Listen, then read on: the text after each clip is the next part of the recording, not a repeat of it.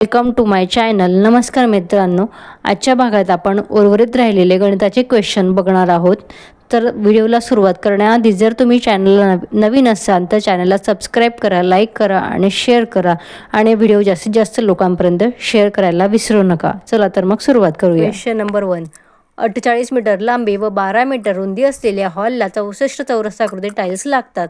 तर प्रत्येक टाईल्सची परिमिती किती? इथे आपल्याला टाईल्सची परिमिती विचारलेली आहे. तर यासाठी आपल्याला पहिले हॉलचे एकूण क्षेत्रफळ काढावे लागेल. तर हॉलचे एकूण क्षेत्रफळाचं सूत्र आहे लांबी गुणिले रुंदी. तर हॉलची लांबी आपल्याला दिलेली आणि रुंदी दिलेली आहे 48 मीटर लांबी आणि 12 मीटर रुंदी. तर याला आपण मल्टिप्लाय केलं म्हणजे 48 गुणिले 12. तर याचं उत्तर आलं 576 चौरस मीटर.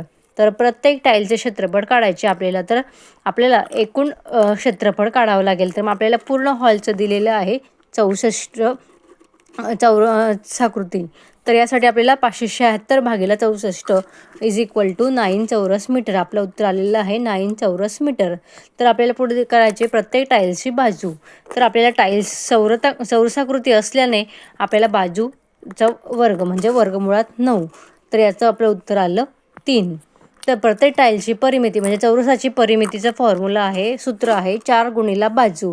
तर आपल्याला 4 गुणिले बाजू म्हणजे 3. तर मग 4 गुणिले 3 इज इक्वल टू 12 मीटर. म्हणजे आपलं उत्तर आलेलं आहे 12 मीटर. नंबर 2. 6 सेंटीमीटर रुंदी असलेल्या आयताची परिमिती 34 सेंटीमीटर आहे. त्याच्या लांबीच्या दुपटी एवढी असलेल्या चौरसाचे क्षेत्रफळ किती? आपल्याला विचारलेले चौरसाचे क्षेत्रफळ किती? तर चला आता आपण उत्तर बघूया. आयताची रुंदी आपल्याला दिलेली आहे 6 सेंटीमीटर आणि परिमिती दिलेली आहे 34 सेंटीमीटर. तर आपल्याला परिमितीचं फॉर्म्युला आहे 2 गुणिले लांबी अधिक रुंदी. तर परिमिती आपल्याला दिलेली आहे 34 बरोबर 2 गुणिले लांबी अधिक रुंदी 6 दिलेली आहे. तर मग 34 भागिले 2 बरोबर लांबी अधिक 6. तर 34 भागिले 2 आपला आन्सर आलेला आहे 17. तर इज इक्वल टू लांबी अधिक 6. तर आपल्याला लांबी काढायची आहे म्हणून 17 वजा 6 बरोबर 11. आपली लांबी आलेली आहे 11 सेंटीमीटर. तर चौरसाची बाजू आपल्याला काढायची आहे. तर चौरसाची बाजू बरोबर लांबीच्या दुप्पट सांगितलेली आहे म्हणून आपल्याला त्याची दुप्पट करायची आहे. तर चौरसाची बाजू आपल्याला 11 आली. मग 11 गुणिले 2 तर आपलं उत्तर आलेलं आहे 22 सेंटीमीटर.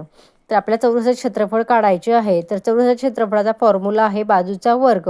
तर त्यामुळे आपण बाजूचा वर्ग केला. 22चा वर्ग इज इक्वल टू 484 चौरस सेंटीमीटर. आपलं उत्तर आहे 484 सेंटीमीटर. Question number 3. राहुलने ₹15,000 3 वर्षासाठी काही दराने सुभाषला वापरायला दिले. सुभाषने त्याला ₹4,500 व्याज दिले. तर व्याजाचा दर जसाजसे किती असेल?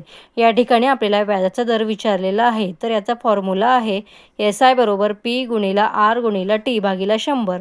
म्हणजे सरळ व्याज बरोबर मुद्दल गुणिले दर गुणिले मुदत भागिले 100. तर आपल्याला सरळ व्याज दिलेला आहे 4,500 बरोबर 15,000 गुणिले R गुणिले 3 भागिले 100. तर 4,500 गुणिले 100 बरोबर 15,000 गुणिले R गुणिले 3. 4,500 गुणिले 100 बरोबर 45,000 गुणिले R. मग R बरोबर 4500 गुणिले 100 भागिले 45,000.